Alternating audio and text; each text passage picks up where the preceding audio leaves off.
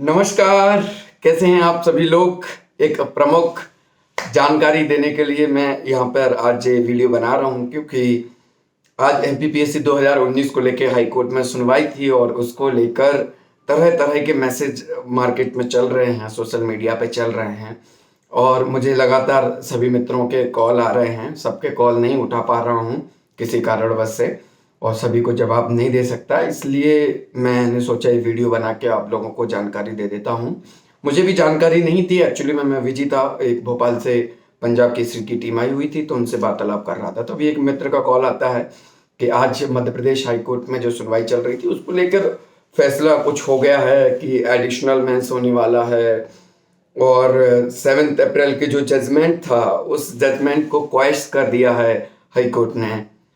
तो मुझे कुछ समझ में नहीं आता है कि कुछ चीज़ें ऐसी होती हैं जो नहीं हो सकती हैं, उनके बारे में भी गलत खबरें जो हैं वो मार्केट में चलती हैं। तो इस पे क्लियर करते हैं। सबसे पहले तो इसको लेकर फिर मैंने पता किया ऑथेंटिक के क्या मामला है और क्या जजमेंट हुआ है या सुनवाई हुई है को उसको मिला के कुल मिला के अभी मैंने जब स्टेटस चेक किया तो पता चला कि उसको पूरा अभी रिजर्व कर लिया है। फिर मैंने इसके संदर्भ में जबलपुर हाईकोर्ट के एक वरिष्ठ वकील को, मैं नाम नहीं ले सकता उनका यहाँ पे, तो उनसे मैंने कॉल पर बात की और उनसे मैंने पूछा कि सर आज की जो सुनवाई थी उसको लेकर क्या हुआ, जज साहब ने क्या कोई ऐसी टिप्पणी की है कि एडिशनल मेंस होना चाहिए और 7 अप्रैल के जजमेंट को क्वैश कर दिया है, क्योंकि मार्केट में बच्चों के पास में अलग अलग तरह के मैसेज जा रहे हैं।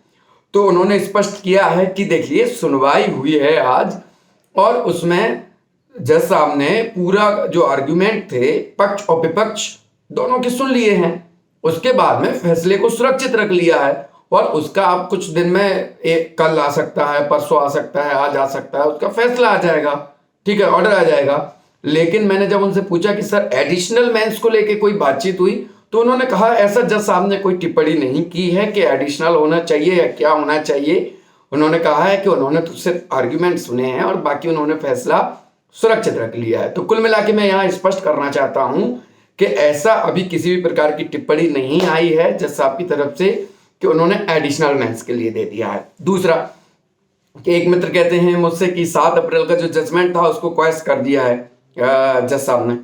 तो मैं पहले स्पष्ट करना चाहता हूं कि 7 अप्रैल का जो जजमेंट था वो किस मुद्दे को लेकर था, रोस्टर के मुद्दे को लेकर था और रोस्टर मुद्दे के खिलाफ 7 अप्रैल को डिवीजन बेंच ने आपको ये फैसला दिया है 7 अप्रैल 2022 को कि मेरिटोरियस स्टूडेंट्स को यूआर में एंट्री मिलेगी। और वो जो फैसला था वो फैसला किस फैसले से प्रेरित था मैं आपको उल्लेख करना चाहूंगा, इंदिरा साहनी केस से। इंदिरा साहनी केस 1992 का और इंदिरा साहनी केस 9 जजों की बेंच का फैसला था वो। और वो फैसला कहता है कि भाई जो भी आरक्षित वर्ग के विद्यार्थी हैं यदि वो मेरिटोरियस हैं तो वो यूआर कैटेगरी में एंट्री करेंगे, तभी उनको आरक्षण का मूल लाभ मिल पाएगा। तो 7 अप्रैल के जजमेंट को जो कि सुप्रीम कोर्ट के 9 जजों के बेंच का फैसला था उसके आधार पर दिया गया फैसला था, उसको सिंगल बेंच कैसे पलट सकती है। अपने आप में ये सवाल है ना कि लोग पता नहीं पढ़े लिखे तो हैं लेकिन खुद से उनको विचार भी करना चाहिए इस मामले पे कि 7 अप्रैल के जजमेंट कैसे क्वैश कर सकते हैं। रही दूसरी बात एडिशनल मेंस को लेके या रीमेंस को लेके, मैंने पहले भी कहा था, कई बार कहा था कि रीमेंस होगा, रीमेंस अटल सत्य है। और जब फैसला आ गया उसके बाद में भी क्लियर बोलता रहा हूं और फाइनली आयोग ने भी स्पष्ट कर दिया कि सबका मेंस होगा। आयोग ने स्पष्ट कर दिया इतने तारीख से वो मेंस की परीक्षा लेने वाला है, सारी चीजें हो गई।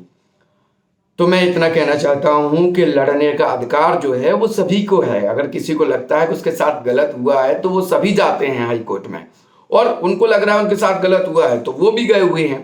लेकिन एक्चुअली में होता वही है जो नियम के अनुरूप है, होता वही है जो संविधान के अनुरूप है। बिना इसके कुछ भी चीजें अगेंस्ट नहीं होती हैं। भावनात्मक निर्णय कभी नहीं लिए जाते हैं, है ना। तो कई बार आपने देखे होंगे कि कई केसेस होते हैं, पता होता है कि ये चोरी या ये मर्डर इस व्यक्ति ने किया है, लेकिन सबूतों के अभाव में वो व्यक्ति छूट जाता है। क्यों? क्योंकि कोर्ट का नियम है कि भाई जब तक सबूत नहीं होंगे, नियम नहीं होंगे, उसके अनुरूप उसके विपरीत किसी भी प्रकार का फैसला नहीं हो सकता है। तो वैसे ही कोर्ट जब फैसला देता है तो भावनाओं के आधार पर नहीं देता है, कोर्ट देता है नियम के आधार पर, संविधान के आधार पर। यदि जजमेंट में कुछ भी होता है, वो चाहे आज रात को आए, कल आए या परसों आए, उस जजमेंट को देखते हैं हम, और फिर अगर लगता है कि हमारे अगेंस्ट भी है, तब भी मैं कूल हूं, कोई दिक्कत नहीं है। अगर अगेंस्ट आता है हम उसको चैलेंज कर देंगे हाई कोर्ट में, हाई कोर्ट में नहीं तो सुप्रीम कोर्ट में चले जाएंगे, तो कहीं समस्या ही नहीं है। रीमेंस अटल सत्य था, असल अटल सत्य है और अटल सत्य रहेगा। अगर 2019 का एमपीपीएससी रीमेंस नहीं हुआ तो वो किसी का नहीं होगा, वो ऐसे ही फंसा रहेगा कोर्ट में। ये आप लोग विश्वास बनाए रखें अच्छे से, और बाकी हम पता करते हैं कि क्या हुआ है क्या नहीं हुआ है। कोर्ट का जो भी फैसला होगा हम उसका स्वागत करेंगे, और हमें लगेगा कि उसको चैलेंज करना है तो हम उसको चैलेंज करेंगे। तो कुल मिलाकर ये है, ये जानकारी आप तक पहुंचा रहे हैं। सभी के कॉल नहीं उठा पा रहे हैं, बाकी मैं और इसके बारे में जानकारी पता करता हूं और वकील लोगों से बात करता हूं कि एक्चुअल में वहाँ क्या क्या हुआ है। जैसा मुझे वहाँ से जानकारी मिली है, वो वकील ने जो कहा है वो मैंने आप तक पहुंचाया है। तब तक मस्त रहें, खुश रहें, किसी भी प्रकार की ऑथेंटिक न्यूज़ आने के बगैर किसी भी चीज़ पर विश्वास न करें, ठीक है। गलत चीज़ें जो होती हैं, गलत खबरें होती हैं, वो पूरी दुनिया की चक्कर काट के आ जाती हैं, सही धीरे धीरे पहुंचता है। तो आप लोग थोड़ा सा वेट करें और देखते हैं आगे क्या होता है, क्या सच्चाई होती है, क्या खबर है, उसके बारे में मैं आपको अपडेट करूंगा। तब तक के लिए नमस्कार, जय हिंद, जय भारत।